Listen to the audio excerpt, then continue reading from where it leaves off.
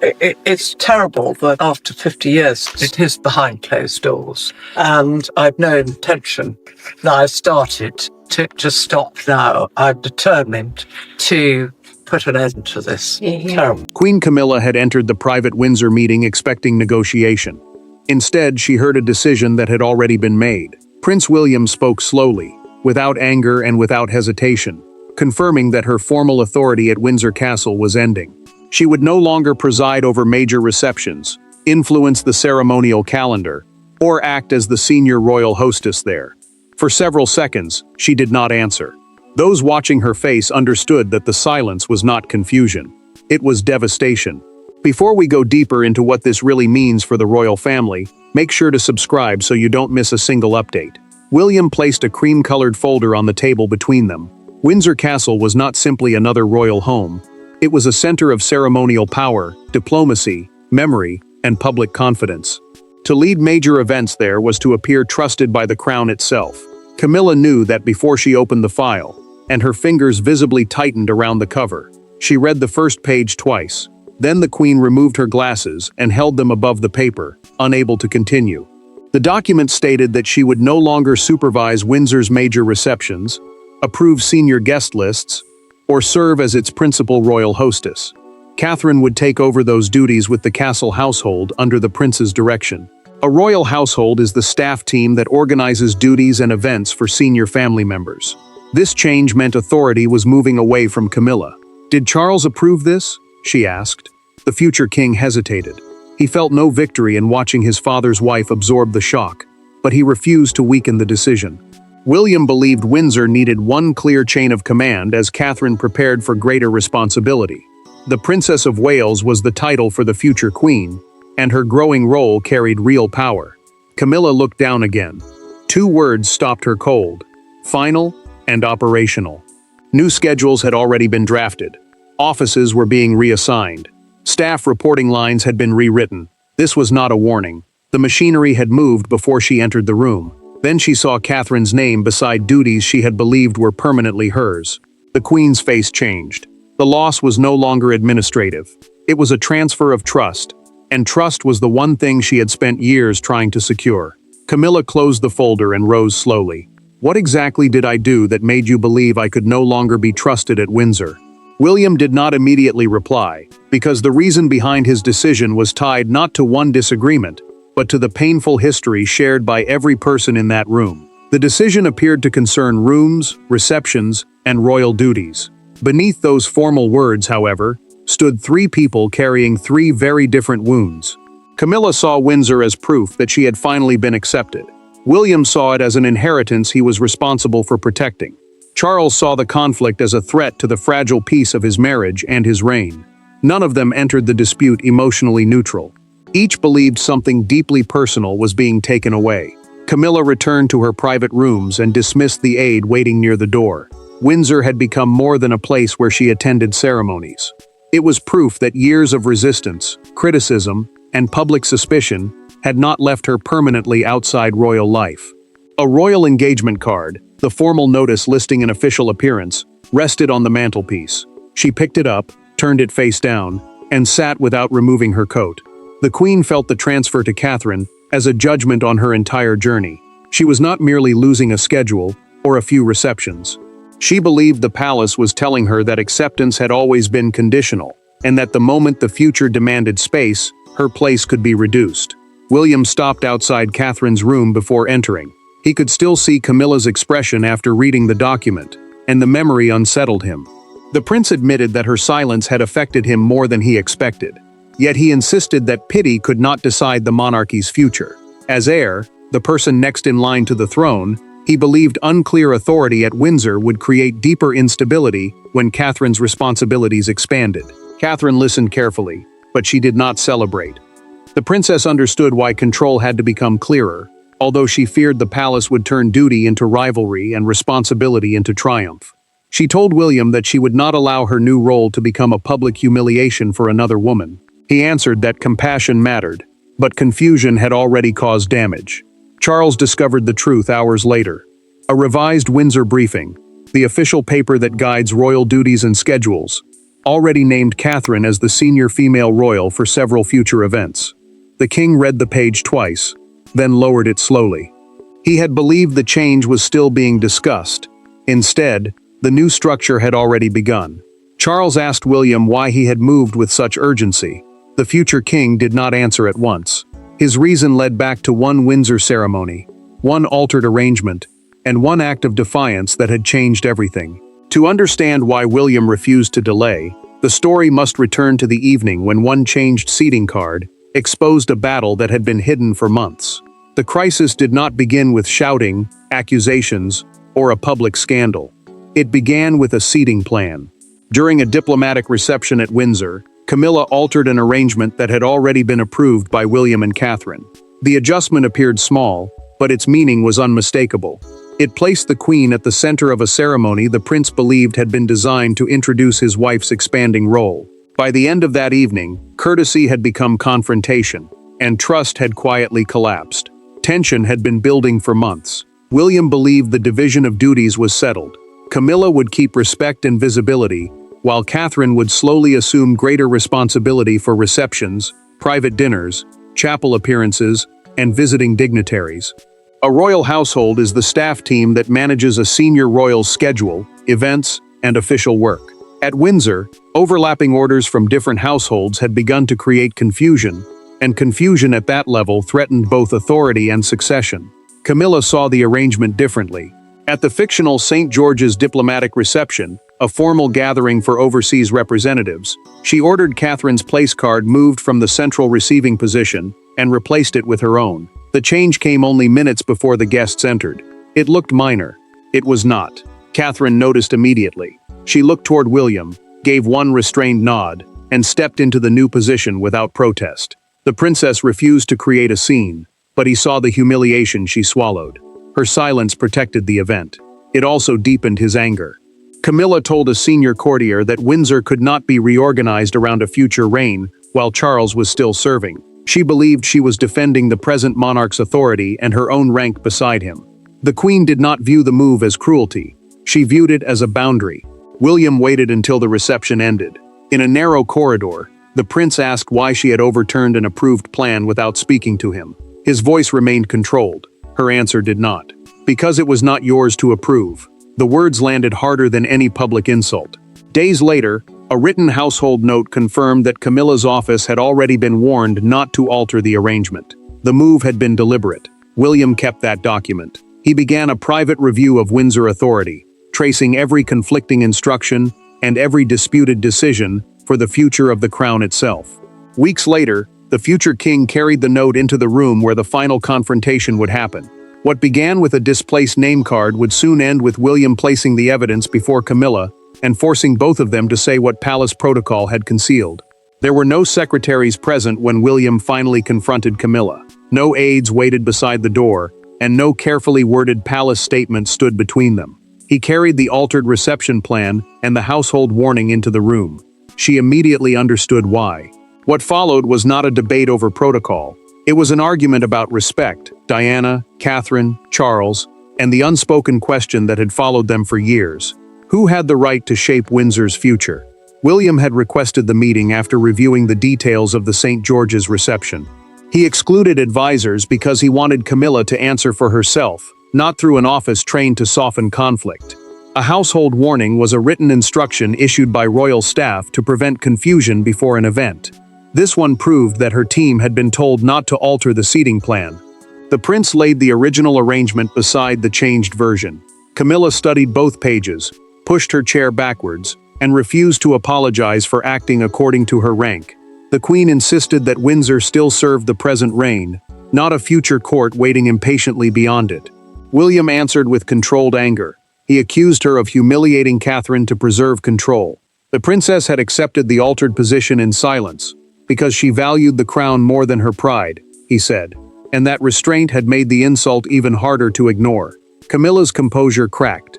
She said she had spent years surrendering space, dignity, and affection whenever another royal story demanded it.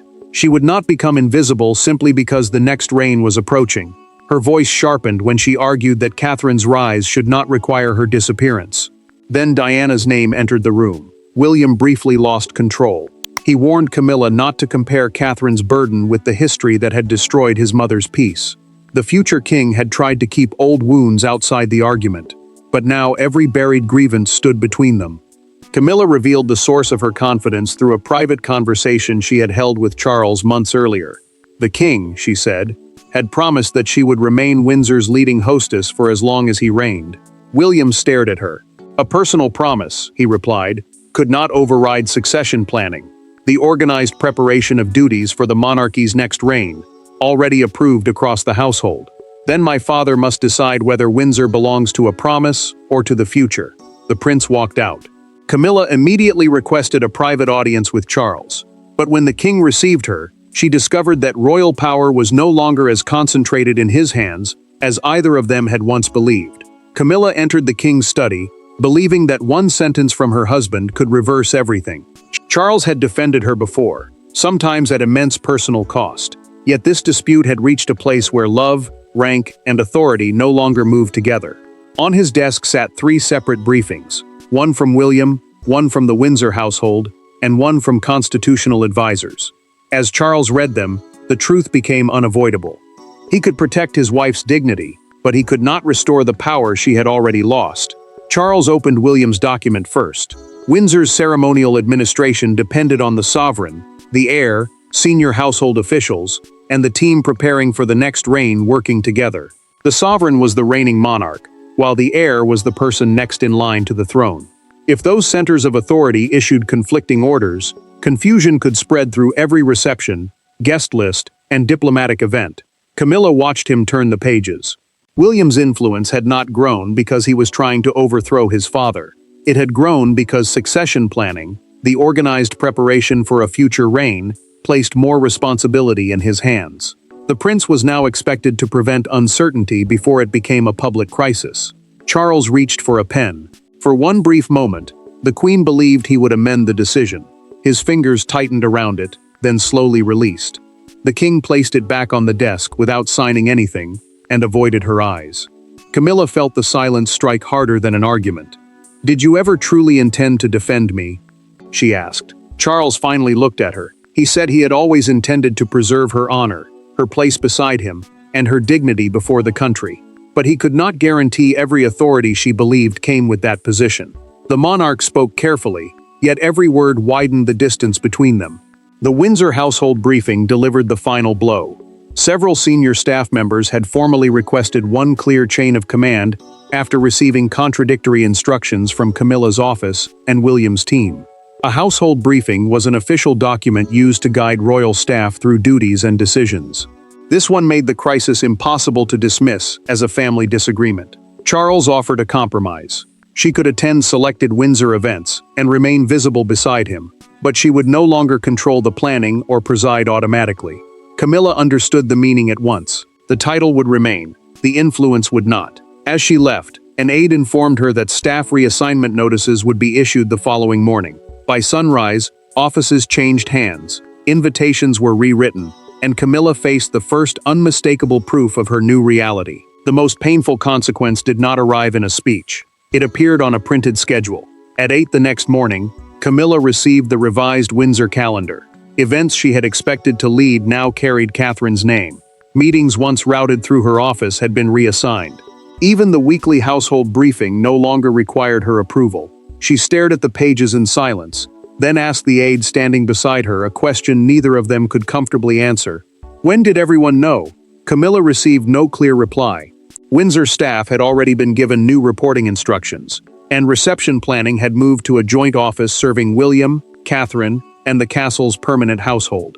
A joint office is a shared staff team that coordinates decisions for several senior royals. The change mattered because whoever controlled those instructions controlled how Windsor would operate from that morning onward. The Queen walked toward the small office she had used for ceremonial planning. 2 staff members were placing files into boxes. One froze when she entered. She crossed the room, rested her hand on the empty desk, and said nothing. Her private secretary looked embarrassed and powerless as he explained that the order had taken effect at 8 and the records had to be moved before the afternoon briefing. Camilla felt years of work disappearing into cardboard. Her anger turned first toward William, then toward Charles. The prince had forced the transition, but the king had allowed it to happen without warning her how complete the removal would be. She had expected reduced influence. She had not expected erasure. Catherine received the same revised calendar and immediately asked that Camilla's name remain attached to events she had helped create. The princess did not want responsibility to look like conquest. William refused.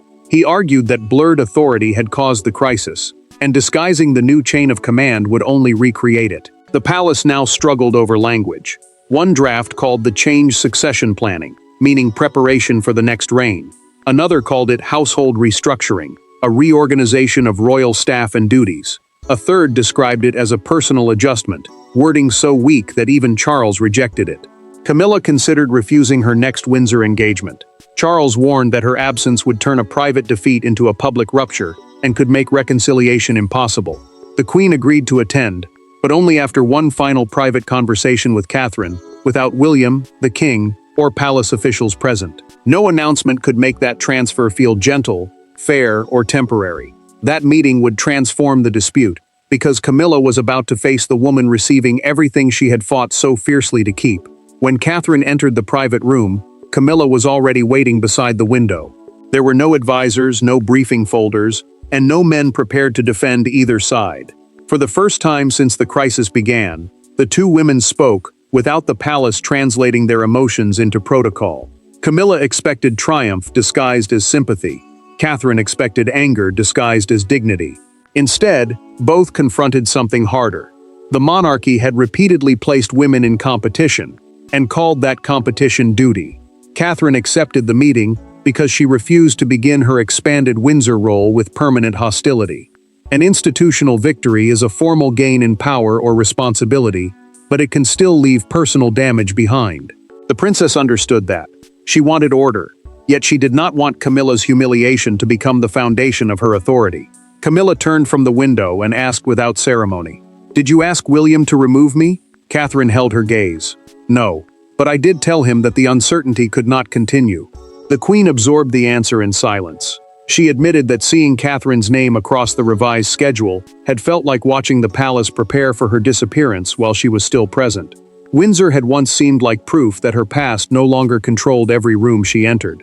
Now that place appeared to be closing around her. Catherine did not retreat. She said she had no wish to erase Camilla, but she would not apologize for preparing to serve.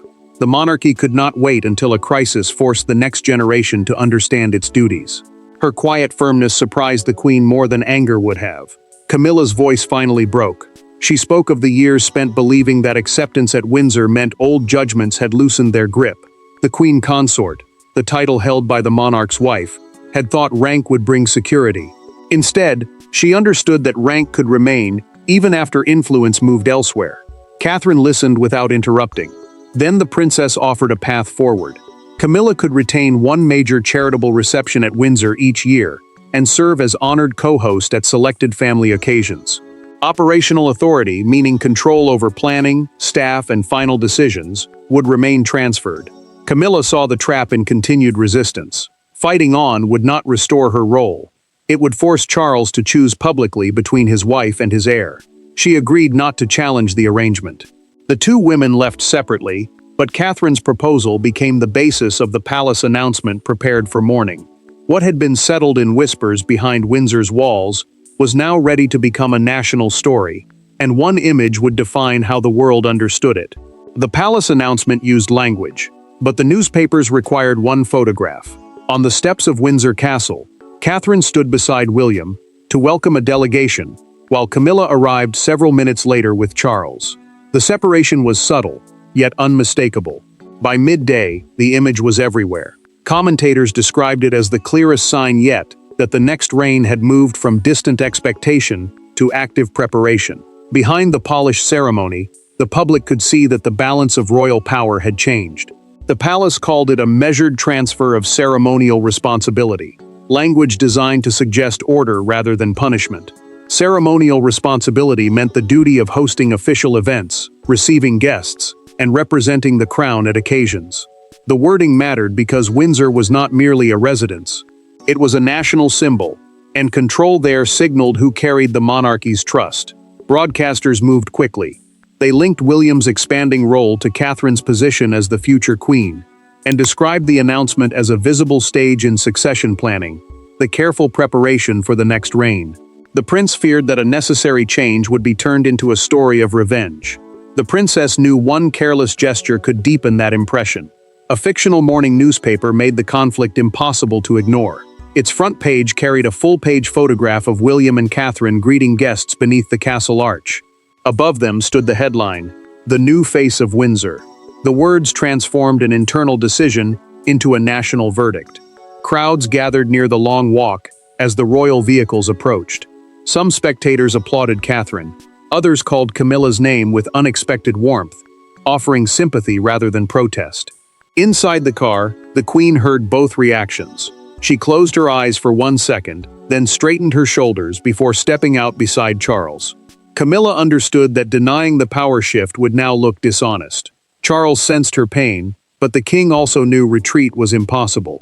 William watched the arrival carefully, worried that distance between the two women would confirm every hostile headline. Catherine made the decisive move during the reception. She crossed the room and greeted Camilla first, speaking warmly enough for those nearby to hear.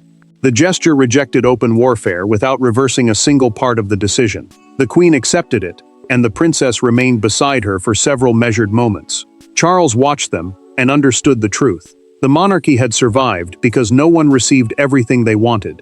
Each had finally accepted what could no longer remain unchanged. The final meaning of the Windsor decision would not be found in headlines or schedules, but in what Camilla, William, Catherine, and Charles chose to surrender when the ceremony ended. By the time the castle doors closed that evening, the decision was no longer disputed.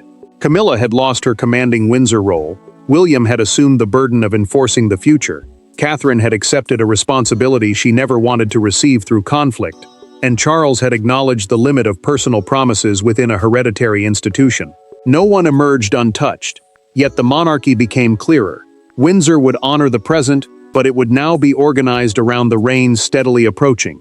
Catherine became Windsor's principal royal hostess for major receptions and ceremonial programs overseen by William's office. A ceremonial program is the plan for royal events, guests, duties, and appearances. The change mattered because control of those programs showed who carried operational trust and who was preparing to guide the monarchy into its next chapter. Camilla kept her title, access to royal residences, family standing, and selected appearances beside Charles. The Queen no longer controlled event planning, senior guest approvals, or household direction at Windsor. She had not been expelled, but the authority she once treated as proof of acceptance had ended. After the reception, Camilla removed the old Windsor schedule from her handbag. She folded it once, placed it inside a drawer, and set Catherine's revised program on the desk instead of throwing it away. The act carried a final truth. Resistance would not restore what had passed. Dignity was now the only power hers. William felt no victory. The prince had protected succession, the planned transfer of responsibility toward the next reign, but he had learned that clarity could wound those closest to the crown. Leadership demanded a decision that left no one celebrating. Catherine accepted the role without triumph. Her first instruction preserved Camilla's annual charitable reception, proving that continuity did not require humiliation. The princess would lead Windsor forward, but she would not build her authority by erasing the woman before her. Charles accepted the compromise. The king understood that loving his wife could not mean freezing the monarchy in the present. By protecting her place while supporting his heir, he chose compassion and reality. Royal power had not changed through abdication, proclamation, or rebellion. It changed when one name disappeared from a schedule and another took its place. Camilla's frozen silence marked the end of her Windsor chapter. William's confirmation marked the moment the future stopped waiting outside the door. And when Windsor settled into silence, the verdict was complete. Camilla remained part of the crown, but its future authority had passed decisively to William and Catherine. Thanks for watching. Please don't forget to like and subscribe, and we will see you in next one.